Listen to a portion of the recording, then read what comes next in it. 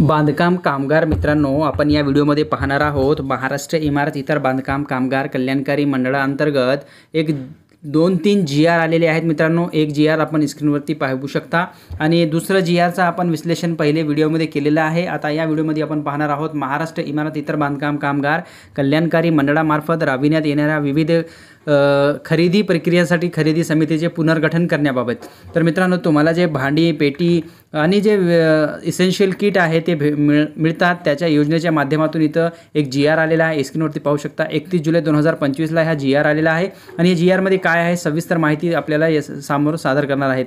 तर स्क्रीनवरती पाहू शकता इमारत व इतर बांधकाम कामगार क्षेत्रात काम करणाऱ्या कामगारांच्या रोजगारांचे व सेवा शर्तीचे नियमन करण्यासाठी तसेच बांधकाम कामगारांची सुरक्षा आरोग्य आणि त्याच्याकरिता कल्याणकारी उपाययोजना करण्यासाठी केंद्र शासनाने इमारत व इतर बांधकाम कामगार रोजगार अधिनियम 1996 लागू केलेला आहे।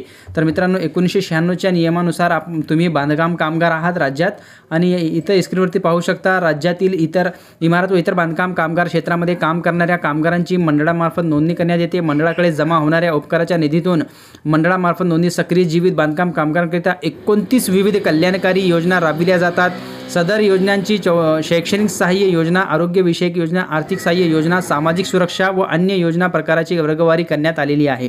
त्यामध्ये डीबीटी इन मनी या पद्धतीने 22 योजना राबविण्यात येतात। यामध्ये बांधकाम कामगारांच्या थेट बँक खात्यात पैसे वर्ग करण्यात येते।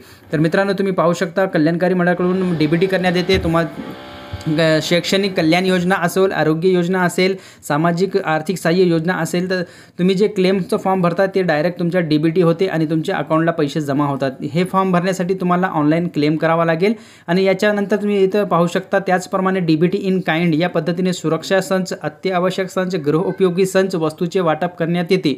सदरच्या वस्तू खरेदी करताना राज्य शासनाच्या खरेदी धोरणाचे व केंद्र शासनाच्या केंद्रीय सतर्कता आयोगाचे CVC मार्गदर्शक सूचनांचे पालन करून खुली ई निविदा पद्धत राबविण्यात येते। त्या अनुषंगाने महाराष्ट्र इमारत इतर बांधकाम कामगार कल्याणकारी मंडळाकडून राबविण्यात येणाऱ्या विविध निविदा प्रक्रिया आणि अनुषंगिक खरेदीसाठी शासनाच्या संदर्भीय क्रमांक 2 पत्रान्वये खरेदी समिती गठीत करण्यात आली होती।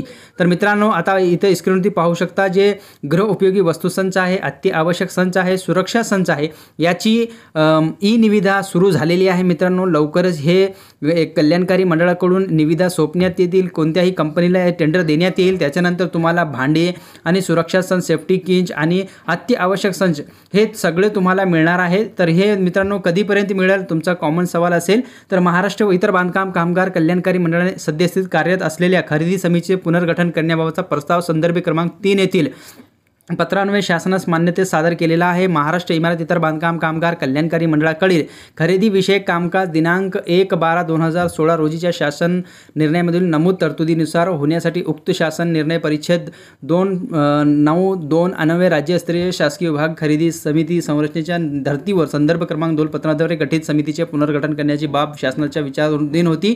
तर इथं स्क्रीनवरती पाहू शकता शासन निर्णय झालेला आहे मित्रांनो। आणि आता याच्यामध्ये अध्यक्ष कोण आहेत तर प्रधान सचिव कामगारचे जे अध्यक्ष आहेत, उपसचिव कामगार सेवन कामगार विभाग मंत्रालय सदस्य आहेत, लेखा कोषागार। तर मित्रांनो, आता बांधकाम कामगारांना गृहोपयोगी वस्तू संच आणि पेटीचं जे वाटप आहे लवकरच होणार आहे, कारण याची ई निविदा निघलेली आहे मित्रांनो। आता एका कंपनीला याची टेंडर देण्यात येईल, ते कंपनी मॅन्युफॅक्चर करेल आणि डिसेंबरपर्यंत तुम्हाला बांधकाम कामगारांना सेफ्टी किट, अत्यावश्यक संच, गृहोपयोगी संच मिळणार आहे मित्रांनो। ही माहिती तुम्हाला कशी वाटली आणि जी.आर डाउनलोड करण्यासाठी खालील दिलेल्या लिंकवर क्लिक करून तुम्ही जी.आर सुद्धा डाउनलोड करू शकता आणि सविस्तर माहिती घेऊ शकता। 31 जुलै 2025 चा जी.आर होता। याबद्दल आम्ही संपूर्ण माहिती तुम्हाला या व्हिडिओच्या माध्यमातून दिलेली आहे मित्रांनो। तर तुम्हाला नक्कीच कळवा, कमेंटमध्ये नक्कीच कळवा तुम्हाला याबद्दल काय वाटते आणि तुमचं मत काय आहे।